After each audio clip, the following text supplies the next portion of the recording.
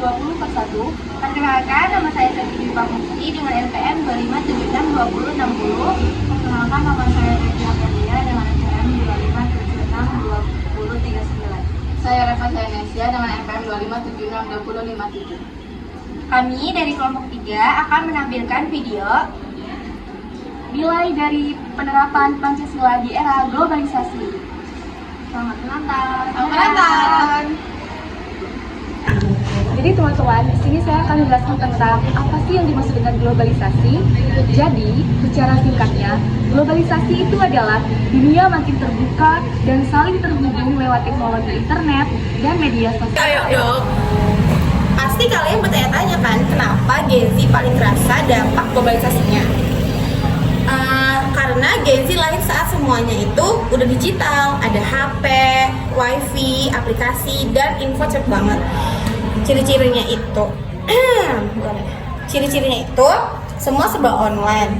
Informasi dari luar negeri ke dalam negeri gampang. Budaya campur-campur, K-pop, barat, lokal. Terus sama kerja dan belajar bisa dari mana aja. Ada pun dampak positifnya, yaitu yang pertama, peluang kerja di bidang digital lebih banyak. Baru komunikasi antar sesama itu lebih gampang. Baru tingkat kreatif seseorang itu makin meningkat, sama belajar juga mencari informasi juga lebih gampang gitu loh di internet. Dampak negatifnya yaitu ada ketergantungan pada HP, yang kedua budaya lokal dapat bergeser, yang ketiga persaingan semakin besar, yang keempat ada hoax menyebar secara cepat. Jadi kesimpulannya itu, globalisasi bikin hidup Gen Z lebih terbuka dengan cepat. Tinggal gimana kita pakai teknologi itu dengan bijak aja sih. Ada beberapa juga contoh dari era Pancasila di era globalisasi ini, yaitu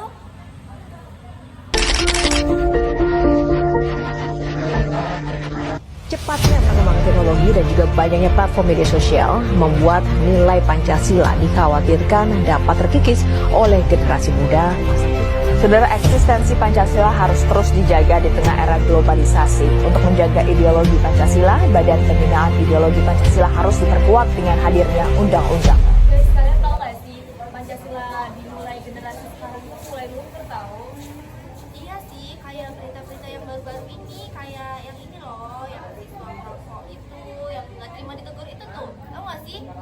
Tahu-tahu kira-kira penyebabnya apa ini kayak gitu? Itu nggak sih faktor lingkungan, baru sama pergaulan juga, gitu nggak sih? Iya, dia juga etikanya kurang nggak sih, kayak gitu boleh masa dia nggak Terima gitu ya.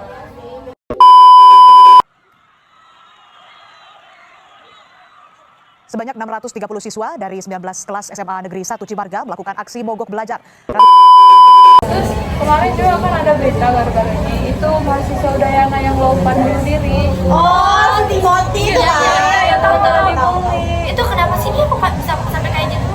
Ya, itu kayaknya bukan itu nggak sih, kayak kurang komunikasi antar sesama gitu. faktor lingkungan juga nggak sih? Itu dengar-dengar katanya dari fakultas kedokteran ya? Iya, katanya yang bully sih dari fakultas kedokteran. Oh, dia nggak mikirin juga sih omongan dia itu bisa bikin sakit hati orang kayak gitu ya. Lo dewasa juga kan, masa nggak kayak gitu? Kayak ilmu yang didapat tuh kayak nggak kurang nggak sih? Iya sih ya. Iya. Apalagi sesama fakultas kedokteran kan. Pihak Universitas Udayana membantah keterangan polisi yang menyebut CCTV rusak. Universitas Udayana memastikan CCTV di gedung Fakultas Ilmu Sosial dan Ilmu Politik di kampus Sudirman saat peristiwa meninggalnya Timothy masih berfungsi dengan baik. Ketua Unit Komunikasi Publik UNUT, Dewi Pascarani, menegaskan CCTV berfungsi dengan baik. Namun ada blind spot yang tidak bisa menangkap kejadian secara utuh. Dewi juga menjelaskan almarhum terekam kamera CCTV berjalan di lorong itu ada. Ia juga mengatakan pihak UNUT belum bisa memastikan dugaan korban melompat dari lantai berapa lantaran tidak adanya saksi yang melihat kejadian tersebut.